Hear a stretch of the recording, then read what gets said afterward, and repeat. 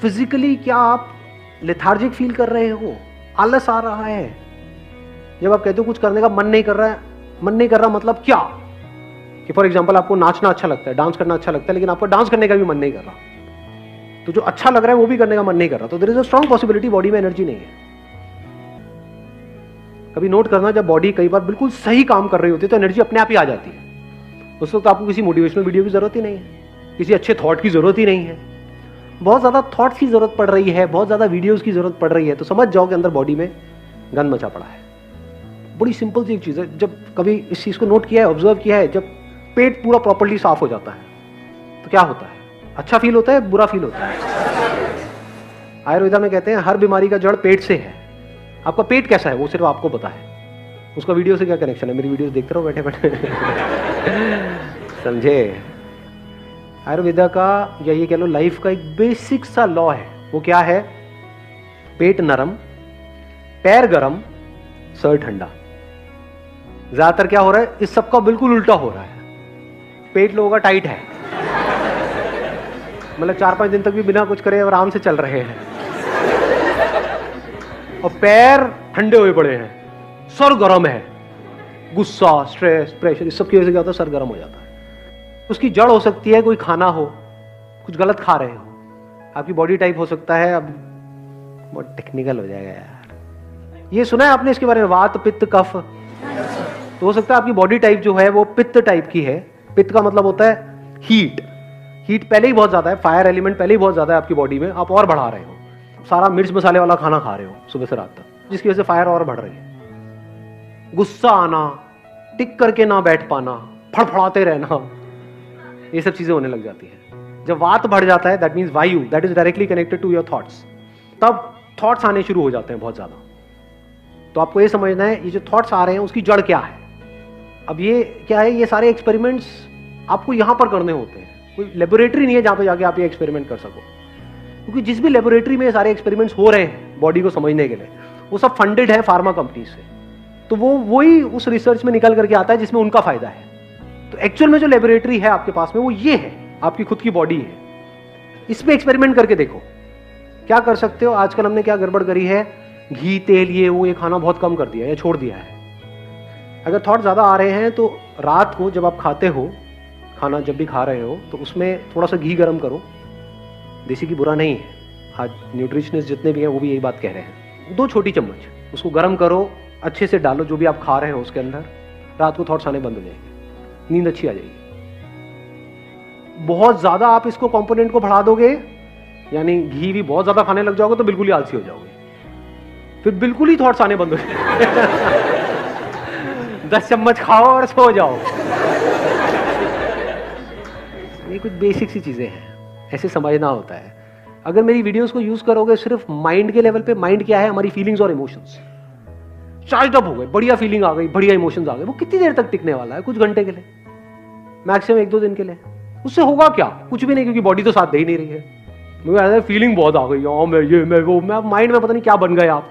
Actual में कुछ भी नहीं है, एक्चुअल में अंदर बॉडी में जान ही नहीं है।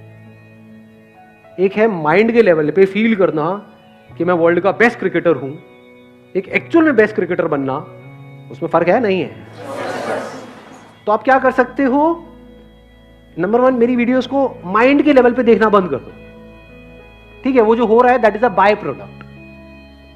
डोंट थिंक कि that is the reason for watching these videos. तो बेकार है। तो बिल्कुल ऐसा है कि आपके पास में एक बहुत तगड़ी गाड़ी है, मान लो फेरारी है, और उसके आगे आप बैल बांध करके चला रहे हो और बैठ करके खुश हो रहे हो कि हाँ हाँ बड़ा मजा आ रहा है।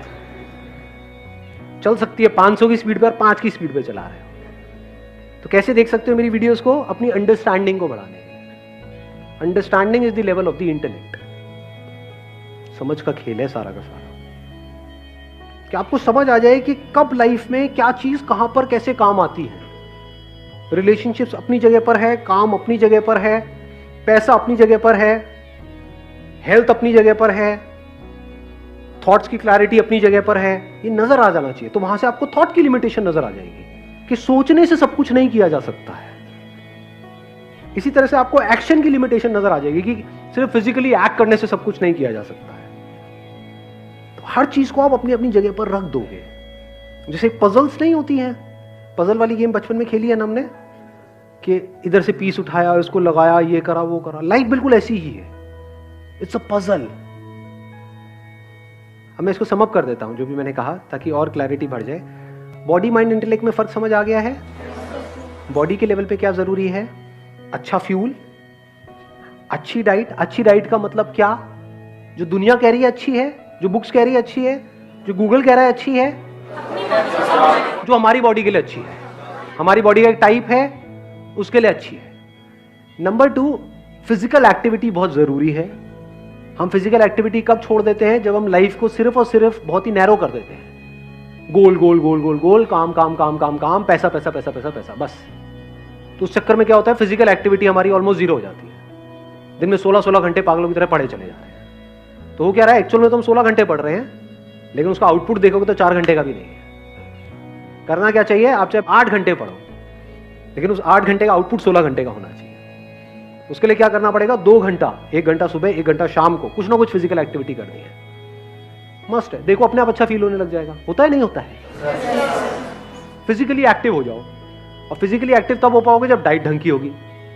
आप फिजिकली तो एक्टिव होना चाहते हो, डाइट बिल्कुल ही रद्दी है, तो क्या होगा? बॉडी धीरे धीरे साथ छोड़ देगी, यहाँ पे दर्दें आने लग जाएंगी, ये हो जाएगा। जब भी कोई लाइफ में दर्द आ रहा है किसी भी तरह का, मतलब बॉडी में कभी भी किसी भी तरह का कोई पेन आ रहा है, तो इमीडिएटली अलर्ट हो जाओ, उसको इग्नोर मत करो। जैसे गर्दन ऐसे कर रहे हो, नहीं हो रही, इमीडिएटली अलर्ट हो जाओ। नहीं तो ऐसा एक दिन आ जाएगा जब सब डॉक्टर्स भी अपने हाथ खड़े कर देंगे। शुरुआत होती है एक प्रॉब्लम से, उसके बाद में दूसरी आती है, तीसरी आती है, चौथी आती है, फिर इतनी सारी, इतनी कॉम्प्लिकेटेड हो जाती हैं वो प्रॉब्लम्स कि संभालना ही मुश्किल होता है। तो सबसे पहले तो लाइफ को सिंप्लीफाई करो। लाइफ को 3 चीजों में डिवाइड कर दो, बॉडी, माइंड एंड इंटेलेक्ट। चौथा भी है वैसे कुछ जो इसके बियॉन्ड है, बट वो बाद का स्टेप है। जब एटलीस्ट इस दुनिया में कुछ कर लोगे तब उसके बारे में सोचना शुरू करना। अभी सोचने लग जाओगे तो ना यहाँ के रहोगे ना वहां के रहोगे। बैठ करके सोच रहे होगे, I am the soul, I am a peaceful soul. पीछे से गालियां पड़ रही होगी। सुबह से रात तक पड़ा रहता है, खाता रहता है बोटियां, क्या कुछ कर ले। I am the soul, I am the peaceful soul. तो इन तीनों के बियॉन्ड क्या है मैं भी उसकी बात नहीं कर रहा, बट कुछ है और उसको जानना बहुत जरूरी है। बट वो तभी हो सकता है जब एटलीस्ट इस लेवल को तो आप जानो। बॉडी को टट्टू समझ रहे हो तो उसके बियॉन्ड की तो बातें हो गई, समझे। बॉडी जो यही है आपके सामने है, जिससे जरूरी और कुछ नहीं है। बॉडी को समझना, बॉडी को फिट रखना बिना किसी केमिकल्स के। नहीं तो उसके लिए भी हमको केमिकल्स चाहिए। जिम में जाते हैं पूरे केमिकल्स चाहिए, पता नहीं क्या क्या बॉडी में डालेंगे तब जाके ताकत आती है। अरे ना, नेचुरली कैसे हो।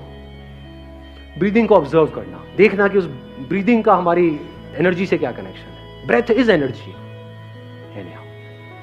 तो बॉडी समझ आई। माइंड क्या है? हमारी जो फीलिंग्स और इमोशंस उठते रहते हैं, वहां पे सिर्फ 2 ही चीजें हो सकती हैं, तीसरी कोई चीज नहीं है। वो क्या है? एक्साइटमेंट और डिप्रेशन। दोनों से कुछ नहीं होता, दोनों ही टेम्पररी है। हमेशा के लिए एक्साइटेड रह सकते हो नहीं, हमेशा के लिए डिप्रेस रह सकते हो। हमेशा के लिए कोई भी डिप्रेस नहीं रह सकता, हमेशा के लिए एक्साइटेड नहीं रह सकते हो। हाँ, अंदर से थोड़ा डिप्रेस फील कर रहे हो और जबरदस्ती एक्साइटेड हो रहे हो। मतलब इसको इस तरीके से देखो कि अंदर से बीमार हो और एक्सरसाइज करने की कोशिश कर रहे हो, तो क्या होगा? और बीमार हो जाओगे। एग्जैक्टली। इस बात को समझ पा रहे हो? जिम बीमार लोगों के लिए नहीं है, हॉस्पिटल है बीमार लोगों के लिए। हार है समझ में? हाँ, जिम फिट लोगों के लिए है जो और फिट होना चाहते हैं। अब आप बीमार हो, पूरी तरह से अंदर से वॉट लगी पड़ी और जिम में चले मरे पड़े होगे, टूट फूट जाओगे।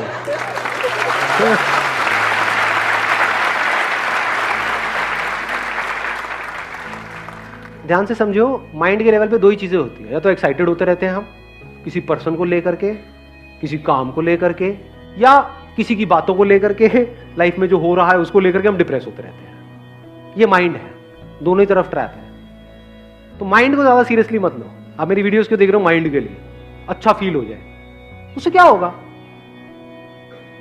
अभी बुरा फील हो रहा था, अब अच्छा फील होने लग गया, फिर थोड़ी देर में बुरा फील होने लग जाएगा। उससे क्या होगा? बुरा फील क्यों हो रहा है? क्योंकि आपके पास में पैसा नहीं है। पैसा कैसे आएगा? अपनी अंडरस्टैंडिंग को ठीक करो नहीं, अच्छा फील होने से पैसा आ जाता है, मोटिवेशन से पैसा आ जाता है, समझदारी से आता है ना। समझदारी का लेवल क्या है? इंटेलेक्ट, जिसको हम इग्नोर करते हैं। इंटेलेक्ट मतलब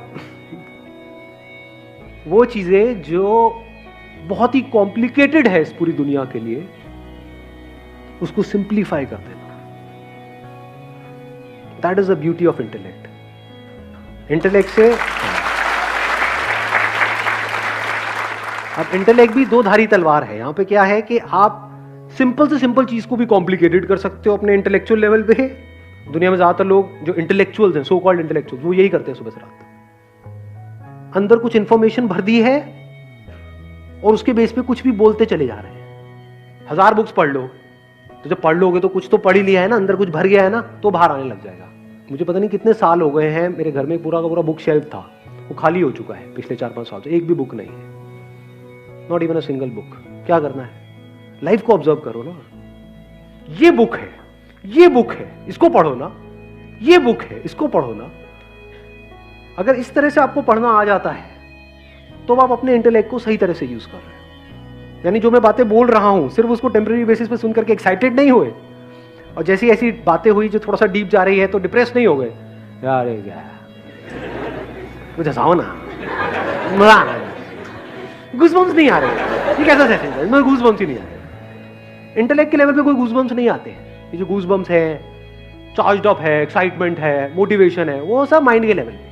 बिजनेस में अगर आगे बढ़ना है, लाइफ में आगे बढ़ना है, एक्साइटमेंट से आगे नहीं बढ़ते। एक्साइटमेंट में ज्यादातर रायता फैलता है। लाइफ की आपकी जो सबसे बड़ी गलतियां हैं वो कब करी थी? जब डिप्रेस थे या जब जरूरत से ज्यादा एक्साइटेड थे? इस सच को देख पा रहे हो? कुछ ऐसे कमिटमेंट कर देते हैं हम जो नहीं करने चाहिए, फिर पूरी जिंदगी रोकते रहते हैं बैठे बैठे। हम तो भूल जाते हैं, सामने वाला या सामने वाली नहीं भूलती कि तुमने 10 साल पहले वो कहा था। अरे भैया, वो मैं कहीं और था, निकल गया था कुछ मुंह से।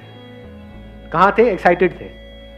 तो एक्साइटमेंट, डिप्रेशन दोनों कचरा है, इसको छोड़ दो। आता जाता रहेगा। कचरा का मतलब ये नहीं कि ना आए, आता जाता रहेगा। जैसे वेदर है, मौसम नहीं है, आता जाता रहता है। कचरे का मतलब ये नहीं कि अब वो ना आए, मतलब उसके बारे में ज्यादा सोचो मत। सोचो मत कि गर्मी आ गई। यही तो इंडियंस की प्रॉब्लम है। कभी नोट किया है? यहाँ पे बहुत सारे ऐसे वेले लोग हैं, उनके पास और कोई काम ही नहीं है। गर्मी बहुत पड़ रही है, गर्मी बहुत पड़ रही है, और ठंड बहुत पड़ रही है, ठंड बहुत पड़ रही है। ये कोई बातें हैं करने वाली? सुबह से रात तक उनमें और कोई काम ही नहीं है। इस साल इतनी ठंड नहीं पड़ रही जितनी पहले पड़ी थी, इस साल ठंड जल्दी आ गई, इस साल ठंड बहुत लेट आई है। अबे क्या ठंड पे एनालिसिस कर रहे हो तुम? ठंड के फिलोसोफर्स, गर्मी के फिलोसोफर्स। मतलब है क्या? इंटेलेक्ट वही जो मैंने फेरारी वाला एग्जांपल दिया है, पता नहीं क्या उसका यूज किसके लिए कर रहे हैं? चिंदी काम के लिए। बैल बांध दिया सामने फेरारी के। है वही इंटेलेक्ट जिसको यूज करके अभी मैं आप लोगों से बात कर रहा हूं।